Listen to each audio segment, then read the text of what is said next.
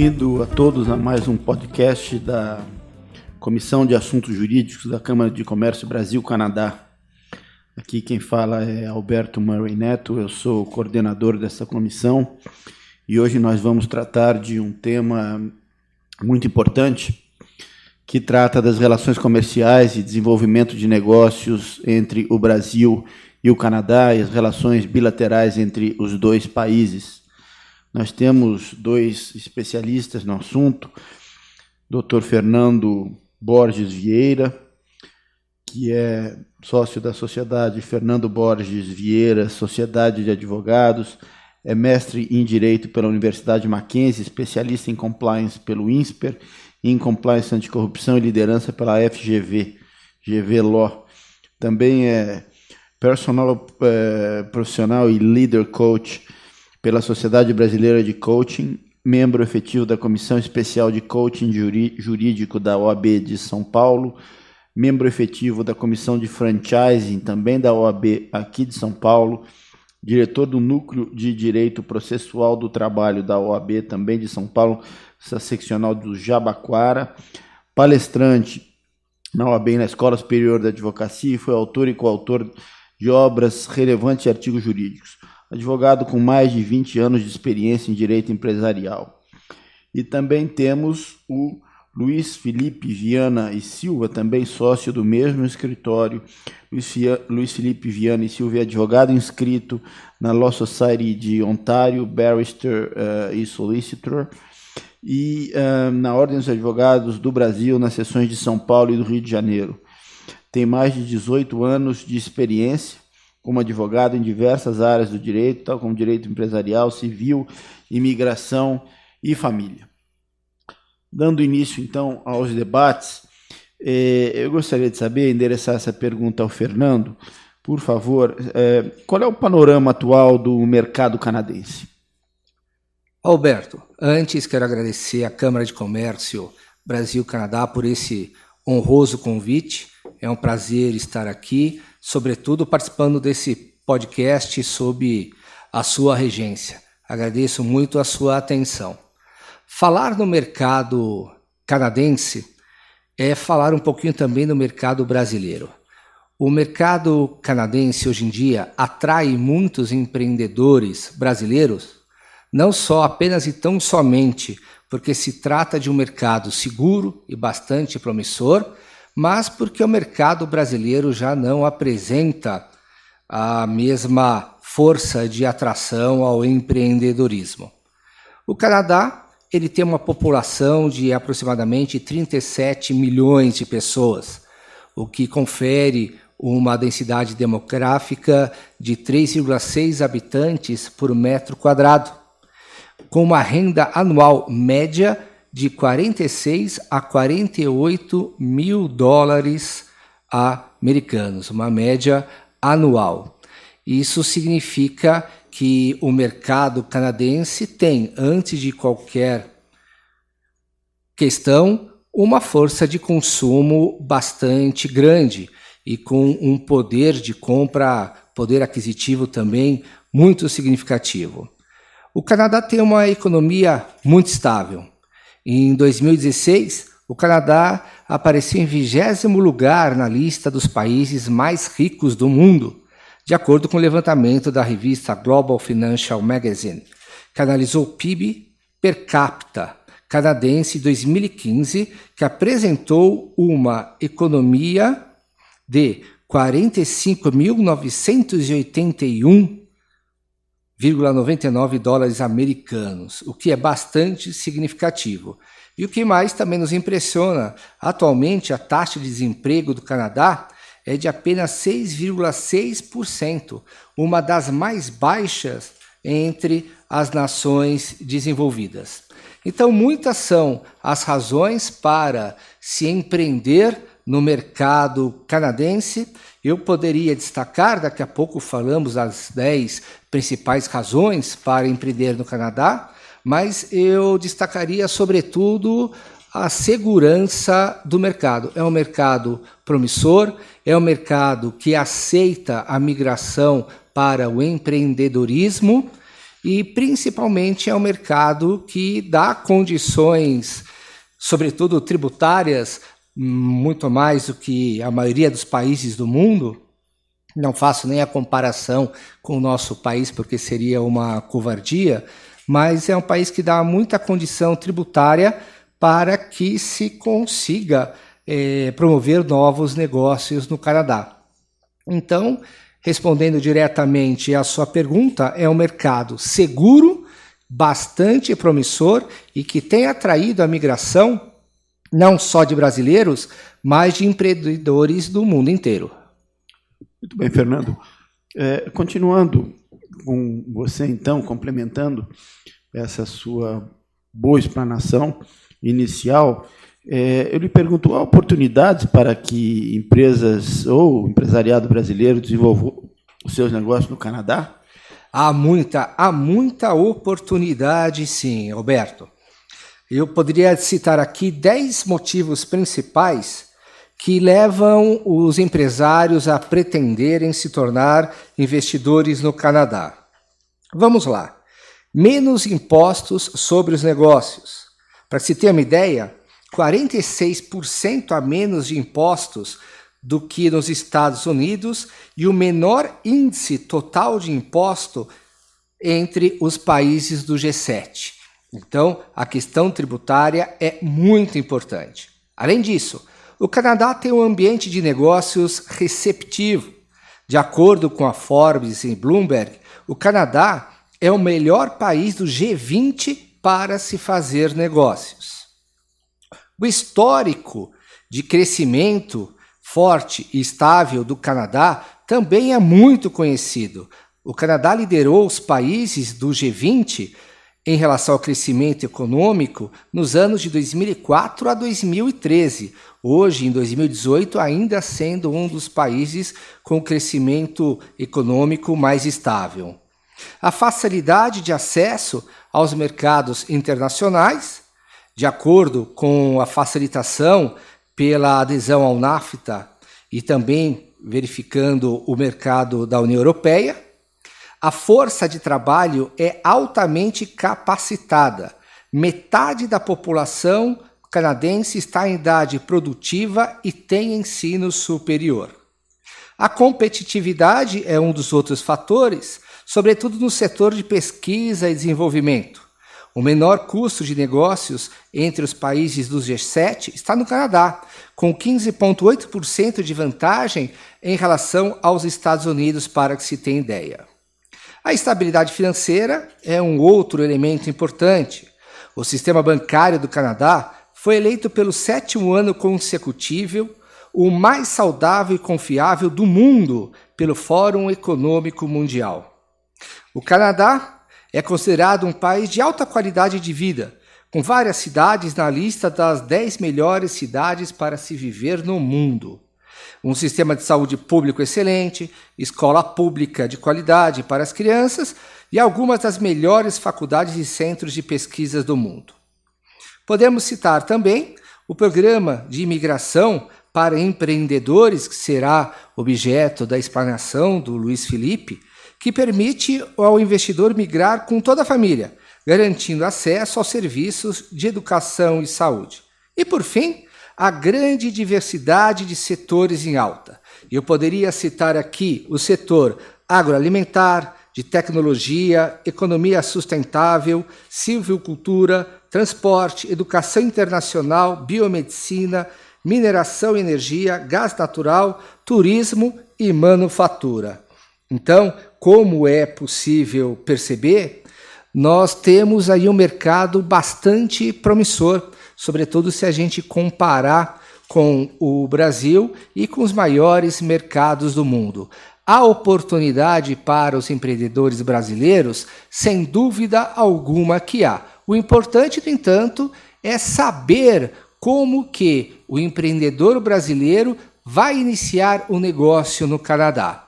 E aí, o Luiz Felipe, advogado que fica instituído no próprio Canadá, que tem parceria conosco aqui no Brasil, e juntos nós conseguimos estabelecer aí esse auxílio a esses empreendedores, vai discorrer com muito mais propriedade do que eu. E a pergunta é: há oportunidade para empresas ou empresários brasileiros para que desenvolvam seus negócios no Canadá? Sim, mas o importante é saber como fazer isso. Muito bem. Então, Luiz Felipe, quais são as espécies de empresas que permitem o estabelecimento e desenvolvimento de negócios no Canadá? Primeiramente, também gostaria de agradecer muito à Câmara de Comércio, ao Dr. Alberto, ao Dr. Fernando, a todos aqui presentes também nessa gravação. É com muita felicidade que eu venho aqui ao Brasil, a São Paulo, falar um pouco do direito canadense e das oportunidades de negócio e de imigração que você possa ter para brasileiros no Canadá.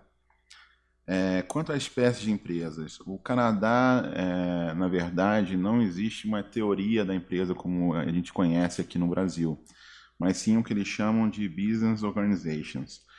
E elas são muito simples, na verdade, e depende da complexidade, do tamanho e do modelo de negócio que o investidor está interessado em desenvolver no Canadá.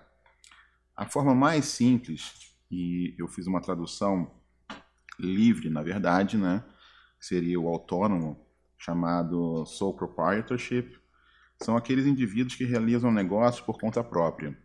Ou seja, eles não têm uma blindagem da pessoa jurídica, como existe aqui no Brasil, com a sociedade limitada, com a sociedade anônima. A grande vantagem nesse tipo de negócio é que o indivíduo ele pode também rebater o income dele, né? Todo o faturamento dele no negócio que ele está fazendo com uma pessoa física. Então, se, por exemplo, alguém trabalhar como empregado em alguma empresa e tiver um negócio à parte, talvez, se esse negócio for pequeno, seja melhor ele ser um autônomo, porque aí ele consegue abater as despesas, né, do lucro de ambos os lados. Novamente, o grande problema é que se qualquer coisa que aconteça, a responsabilidade é ilimitada. Ou seja, se alguém escorregar na frente da sua loja no gelo, se prepara, porque litigar no Canadá é muito caro. A próxima forma de negócio, eu chamo de negócio, né, no Canadá, especificamente em Ontário, por ser uma questão provincial, seriam as partnerships, né? No caso, de novo, uma tradução livre, parcerias. Seriam duas ou mais pessoas, né, que podem ser físicas ou jurídicas, que desejam realizar negócios em comum com vistas ao lucro. Elas podem ser de fato, e se elas forem de fato, elas terão que obedecer à lei de parcerias, né, o Partnerships Act, ou elas também podem ser jurídicas, né, ou de direito, no caso também, se houver um contrato. A grande vantagem também é que você pode abater do seu income de pessoa física todo aquele prejuízo que você tiver na parceria. Ela tem dois grandes problemas no caso da parceria.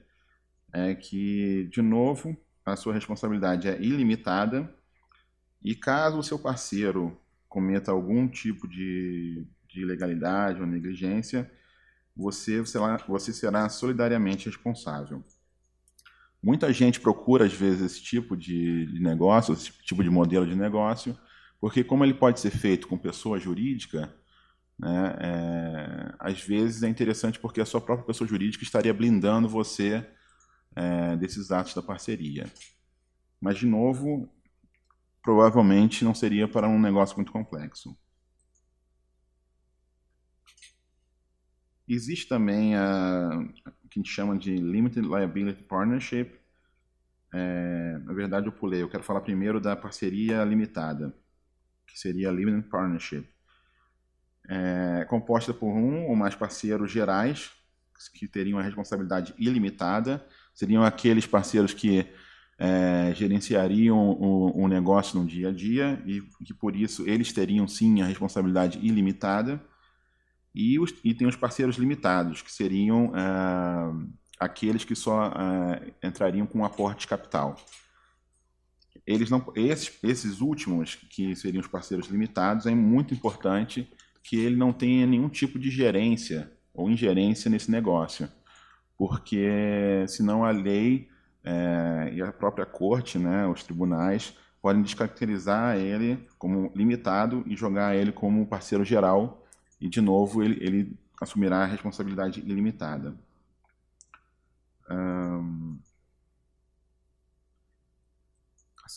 A outra forma que seria o que eu já tinha comentado, que são a Limited Liability Partnerships, que é a parceria de responsabilidade limitada. Eu vou falar muito brevemente nelas, porque elas, na verdade, estão muito vinculadas, ou estão vinculadas, a uma criação de lei para determinadas profissões. Os exemplos mais fortes, né, que a gente pode dar seriam os advogados e os contadores, né? E por fim, que é o que eu quero falar mais mesmo, é em relação ao que seria, mal comparando a empresa, a uma sociedade anônima, que seria a corporation. Ela também, como no Brasil, né, muito parecido com uma sociedade anônima, é uma entidade legal separada de seus proprietários, né, ou seja, seus acionistas, e pode possuir propriedades, exercer negócios, possuir direitos e incorrer em responsabilidades em seu próprio nome. Uma coisa que é um pouco óbvia, mas é sempre bom lembrar que, embora os acionistas possuam a empresa através de propriedade de ações, elas não possuem a propriedade que pertence à empresa. Então, é muito importante isso, porque se houver uma confusão patrimonial entre o acionista e a empresa em si, a corte, eu penso que aqui no Brasil também, pode haver a descaracterização da personalidade jurídica e atingir os seus bens, que ora, né, seriam limitados ao aporte de capital. É importante entender também que nessa corporation você vai ter um Articles of Incorporation com os bylaws. Os bylaws é onde você pode definir toda a questão do quórum numa assembleia de acionistas, do quórum e também em relação à presença e decisão em relação ao Board of Directors.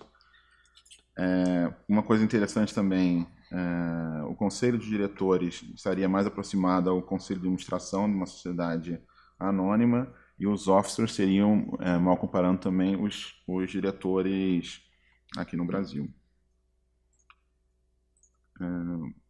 Bem, esses basicamente seriam, de forma muito resumida, os modelos de negócio. Bem, Luiz Felipe, e quais são os passos para se iniciar um negócio no Canadá?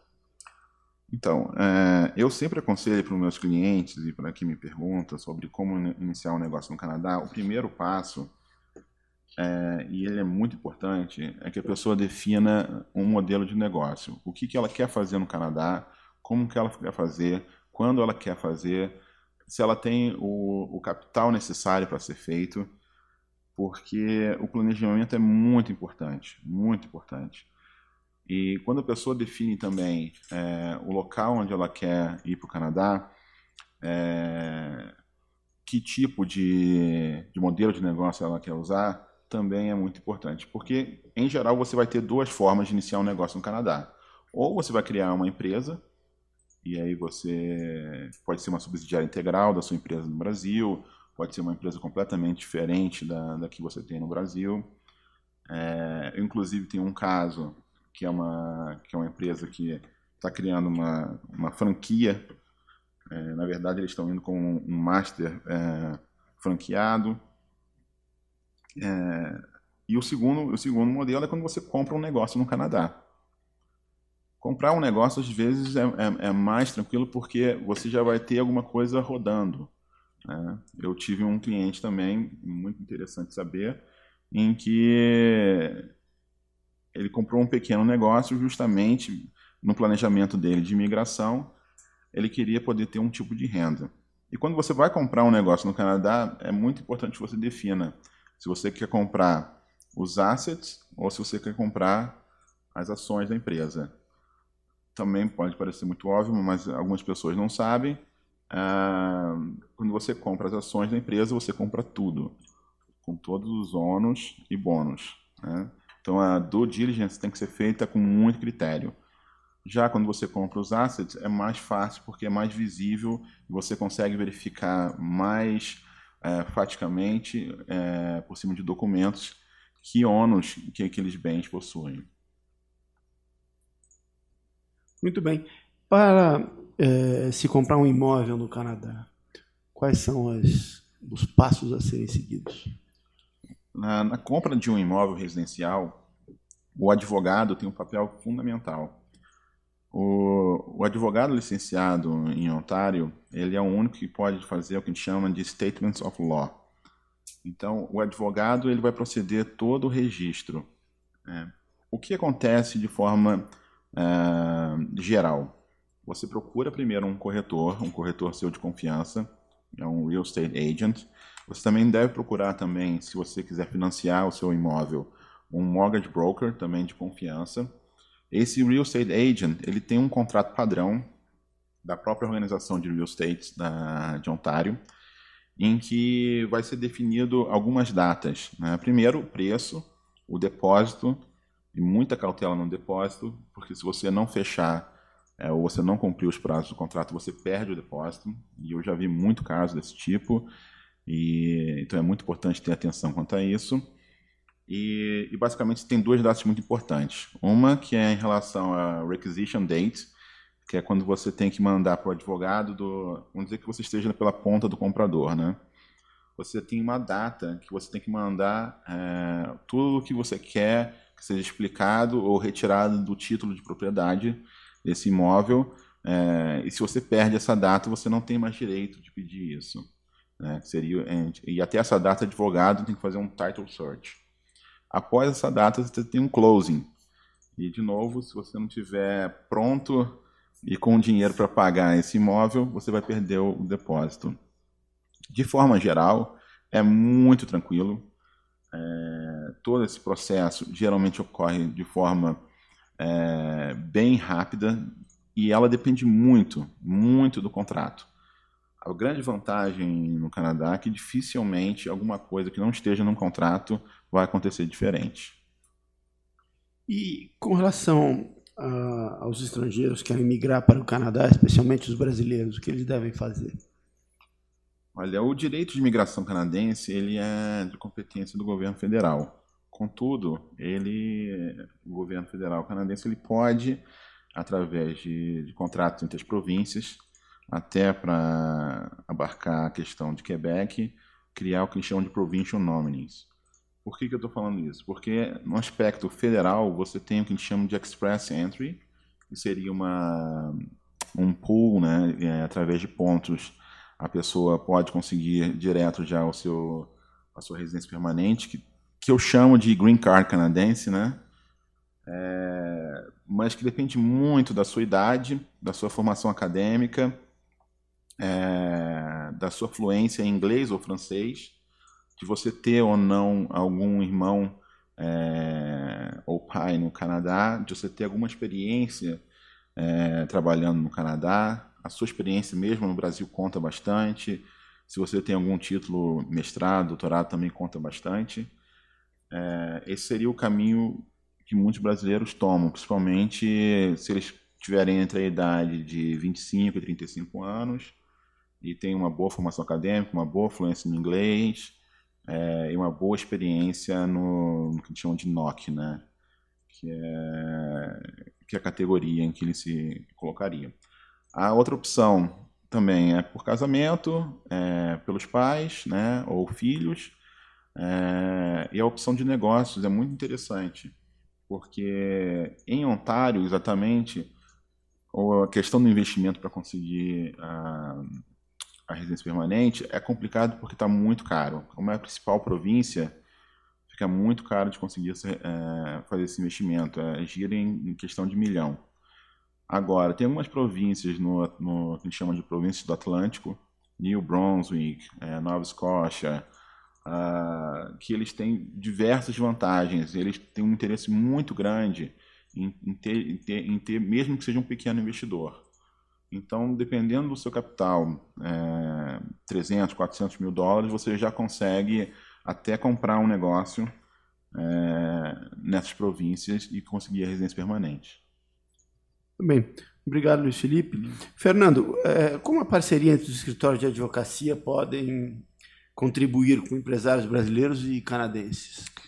Pois é, quando nós começamos a pensar nessa grande procura de empreendedores brasileiros que querem se estabelecer no Canadá e também empresários canadenses que buscam seus negócios ou têm algumas questões aqui no Brasil, eu e o Luiz formamos mais do que uma parceria, porque é muito comum que se contrate um escritório no Canadá, muito comum que se contrate um escritório aqui no Brasil, mas a gente resolveu fechar as duas pontas, ter uma perna aqui no Brasil, uma perna no Canadá, para facilitar a comunicação, para facilitar as consultas que são encaminhadas para nós, e a gente auxilia em todos os níveis e de todas as formas. Aquele empresário que quer se estabelecer no Canadá e vice-versa também,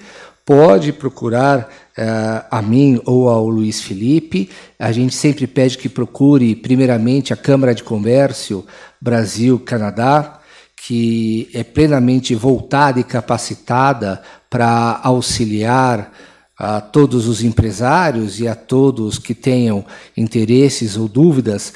E a Câmara de Comércio Brasil e Canadá certamente indicará os melhores profissionais para atender esse empreendedor. Se nós tivermos a honra de sermos indicados pela Câmara de Comércio Brasil e Canadá, nós iremos não apenas e tão somente tirar todas as dúvidas daquele interessado, como nós vamos também cuidar do passo a passo de tudo aquilo que ele deseja realizar, seja uma migração para o Canadá, seja a aquisição de um imóvel, seja iniciar um negócio, seja resolver questões jurídicas que porventura estejam naquele país. Então, nós auxiliamos tanto pessoa física como pessoa jurídica. Volto a dizer, eventuais interessados podem procurar a Câmara de Comércio Brasil e Canadá. Há uma série de outros colegas também muito bem capacitados para prestar esse mesmo tipo de serviço. O que eu enxergo como vantagem da nossa estrutura é o que nós já conquistamos e estabelecemos de comunicação entre Brasil e Canadá, a possibilidade de conseguir todas as certidões, toda a documentação, seja neste nosso país, seja no próprio Canadá, e ajudar, volto a dizer, tanto as pessoas físicas como pessoas jurídicas a estabelecer o seu negócio no Canadá, porque, como os Alberto dissemos no início, é um mercado extremamente promissor, com uma economia estável e certamente muito atrativo para o empreendedor brasileiro. Muito obrigado ao Fernando e ao Luiz Felipe. Os debates foram muito bons e enriquecedores. Tenho certeza que os nossos ouvintes aprenderão muito com isso. E convido a todos a ficarem atentos aos podcasts da Comissão de Assuntos Jurídicos da Câmara de Comércio Brasil-Canadá. Muito obrigado.